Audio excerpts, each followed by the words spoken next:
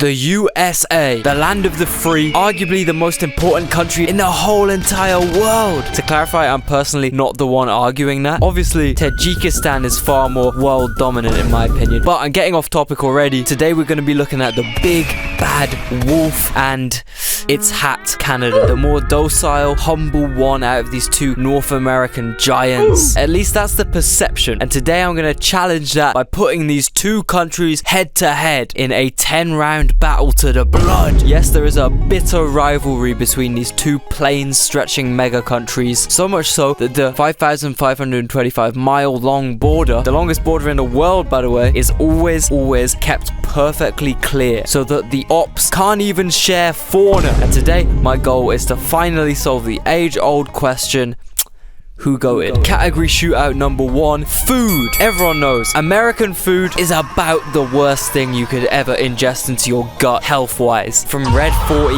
to corn syrup to microplastics to just good old fat. It's really no surprise these guys are known for the physical attributes they commonly display, you know? American food is so bad in this current point of history that the countries they export their food to the most, like basically all of Polynesia for example, can end up with genuinely like 70% fucking morbid obesity rates.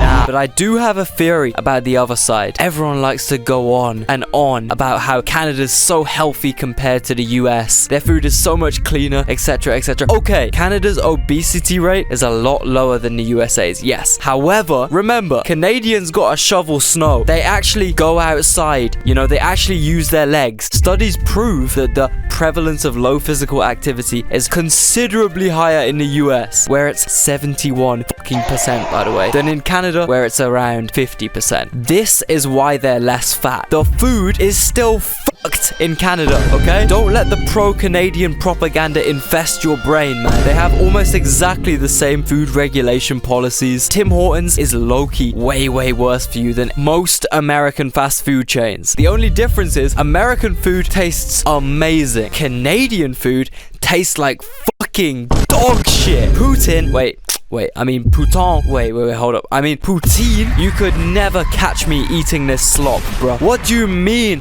this is your prized food? Processed chips, processed cheese, processed gravy. Nutritionally, this is literally the equivalent of licking one of Grand Central Station's public toilet seats, okay? Canadians, do not try give me none of that. Oh, but American food's so bad for you. I'll take my blue, red, and white-blooded dinner any day, bitch. If any of you, ever catch me eating in the Tim Hortons in Birmingham New Street by the train station, kill me. Straight up kill me. Right there. I've hit rock bottom and there's no point living anymore. USA, 1 point up. The next category is just a quick fire one, really.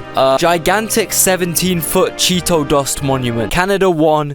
USA 0. Next up, politics. It's similar in a way to my food analysis, right? Because both of our contenders are simply just the same evil, unequal, rigged playgrounds for ultra elite rich pigs that want to destroy the entire world and destroy everything that goes against their evil, unending need for delicious dollars, be that Canadian or American. The only difference is they package it kind of differently. America, you can have you a goddamn Chevy and a big old slice of brisket and some god fucking loving freedom. Canada is more like, yo, maybe you can have a 1-bedroom condo and an iced latte. Venti, not grande. So whilst I was researching this video, I had to find out some very niche information about both these countries, and I found a very entertaining way to do so. Polybuzz. Thank you to these guys for sponsoring this video. Polybuzz is a pretty epic app that allows you to create your own unique character chatbot who you can then talk to about pretty much anything. Crack some jokes, get some efficient learning done, have a heart-to-heart, discuss the Mongolian carrot farming industry. You know, the usual. From just messing around and having a laugh to researching work, it's a super useful app to have on your phone. Trust me, you want to talk to Ronaldo? You got it. Yo, Ronaldo, bro, what do you think of that statue they made of you at Madeira Airport? It's amazing. I'm very proud of it. Yo, whatever, bro. Don't flatter yourself, bro. I've seen that in real life. I know how you really be looking. You want to talk to Harry Potter? Easy. Yo, Harry, beg you teach me a spell to expel the ops. Please, bro. Why would you want to learn a spell to get rid of the ops? They are harmless. Hey, thank you, my bro. Thank you, Harry, my boy. Ooh. With over 10 million downloads worldwide, Polybuzz is a must-have app for you to unleash your creativity. So what are you waiting for, man? Hit that link in description. Search my code GEOPOD for surprising premium features. But that being said, Canada has, you know, a slightly functioning, kind of fair healthcare system. I guess that falls into politics, and personally, if I was out visiting the USA and hypothetically I tripped over and my Glock hypothetically went off in my pocket, or in Canada, let's say my Rambo knife went through my leg, I'd rather not pay 7 million USD for an ambulance, some stitches, and an opiate addiction, you know? I can get that just fine by my own free will around the back of the train depot in downtown Calgary, thanks. See, who really has true freedom here, man? The Americans get addiction forced on them by Big Pharma. The Canadians, hey, it's just free will, my friend. In all seriousness, in Canada, at least people struggling with the aforementioned problems get a little bit of help and sympathy, whereas the American strategy to drop issues seems to be arrest and kill anyone involved instantly, especially the goddamn South Americans, especially them, kill them way more, problem solved. And look, regarding their actions abroad, I know Canada is one of the GOATs when it comes to colonialism and genocide, and this might be just because they're smaller and less powerful, but at least in the modern day, the post-British Empire day, they don't have quite as much of a despicable track record as the USA's, right? So I do think we got the big maple leaf taking the W here. 1 point goes to Canada. Speaking about healthcare, yeah, I'm about to go there, man. I'm about to, hey, it's me, Mario, and Luigi. The next category is completely unfortunate, absolutely deplorable shooting of a healthcare CEO. All I'ma say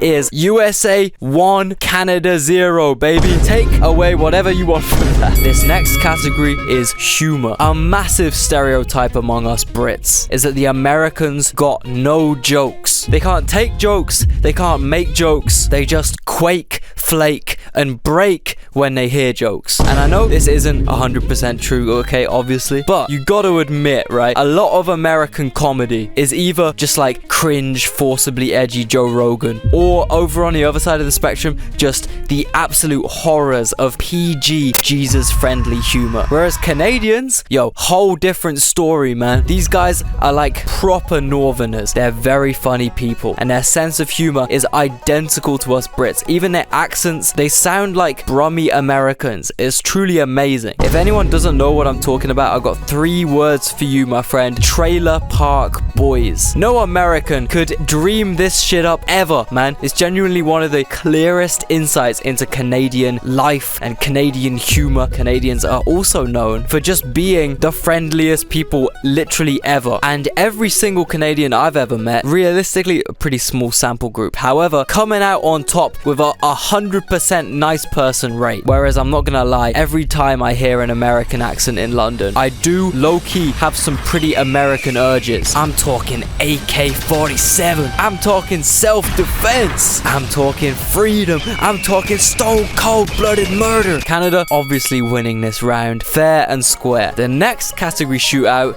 is large Jimmy Carter smiling peanut statue. USA 1, Canada 0. Our next shootout is rap beef. Look, despite the concerningly massive amount of big music stars from Canada, if we being real, you guys just gotta stop dissing Americans, man. You gotta stop right now. And when I say you guys, I think we all know who I'm referring to, okay? The figurehead of Canadian rap, the Drizzler. Taking the L twice to this extent is crazy. Track record is diabolical, man. First, you get your secret child that you're neglecting doxed. Then you get your preference for children doxed. Oh my god, man. I might have to give America 2 points for Drizzy's performance here, man. What the fuck? The Drizzler is gonna be taking the L for the whole country, man. I'm sorry, but what else am I supposed to do here, man? Next category up is the climate. Okay, so I know you're all gonna hit me with what the fuck, man, are you crazy? But low-key, Canada might win here. Yes, the weather is like actually abysmal, but hear me out, okay? Tornadoes. I do not want the air to be my op. I do not want the air to fight me and I lose. I really don't want that in my life, man. You American. Okay, hold up. So I'm editing this video right now, okay?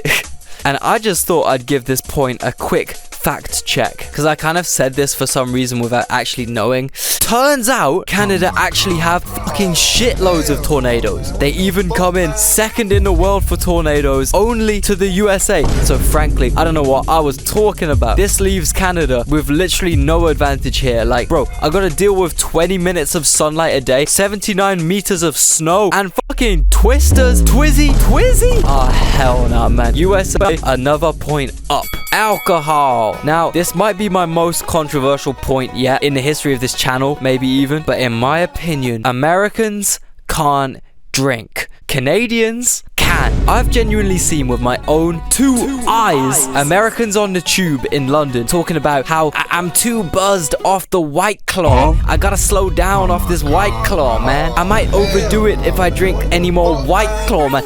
White Claw? Seltzers. Bruh, this angers me so much, man. For those of you who don't know, my Europeans, basically, the American equivalent of like lads, frat boys, for example, those Trump Nelk guys, right? They drink fucking seltzers, and they drink seltzers as if they're like hard, man. Why don't you just shut up and enjoy 1 million beers? And I'm not talking some American piss baby water beer, man. Yo, I think I know which nation invented this. I think I know, and I genuinely think Canadians might have their breakfast cereal in bowls of White Claw. Actually, probably something a lot more alcoholic. Trailer Park Boys taught me all I needed to know, man. Ever since I finished that series, I've looked upon Canadians with nothing but respect and admiration. I know they go hard. Also, I know the legal drinking age is still a bit crazy in Canada, but nothing in comparison to America. 21? Here's all the things I can do in America when I'm 20, but I can't drink. Oh man, no wonder they enjoy shit like this, man. They got the livers of newborns. They got the fucking taste buds of toddlers. That's why they're the same fully grown adults that eat fucking Frosted Flakes every breakfast. When I was in Tbilisi, Georgia, right, you know, the good Georgia, one night I accidentally got these two beers confused and ordered myself a Miller. Worst beer I've ever had in my life, hands down. You know how in the legendary beer tier list video we mixed up like 20 separate pints and drank a mega pint at the end? On everything that tasted better than this fucking Miller. I felt like glassing myself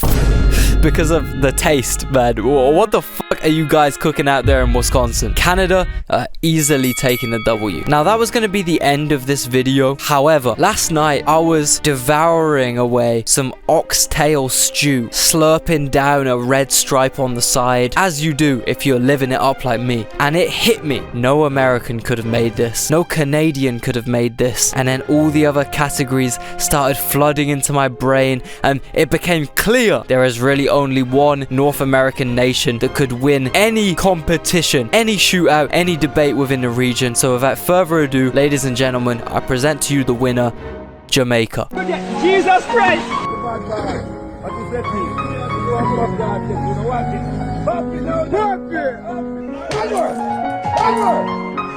Here I was all this time thinking they were Bill Gates when they were not even Bill Fence. Wow, giant crabs. Yeah. Bumbleclad. Bumbleclad. If you have a woman washing for you, Right. you got to leave skid mark in your drawers. Lighter, bro. Just do this, dog. Bumbleclad. Pussyclad. Rasclad. Some left me cake in the fridge, only if you return to this. Watch out, people. The man them dissect the cake, the man them teeth out the cake and left the icing, you know. Like I told you, I'm currently in London and Bumbleclad. Rich. Millionaire. Bumbleclad. Watch him fine. Look who my fine. Sherlock Holmes himself. Yeah, you're right. One grabber. How you do that? Bumbo rascal, bro. How? No, Roman noodles. No, Bumbo clam, man. Let me blood clot. You box up on your blood clam. When I was 6, right? My neighbor was half my age. And now me at 12. How old is my neighbor? How old is the neighbor? When you are 6. Yeah. I know you are 12. So how old is the neighbor? But me never know the neighbor age at the moment, so me never know the neighbor at the moment, at the time, in the position. So how couldn't me know the neighbor age at the time? Me never know them at the time, so I couldn't never say nothing. Thank you for watching this video. Merry Christmas. I got a Christmas present for you right here. It's this video. I definitely will talk about your country in this video because I talk about every single country. So watch it now. Just watch it.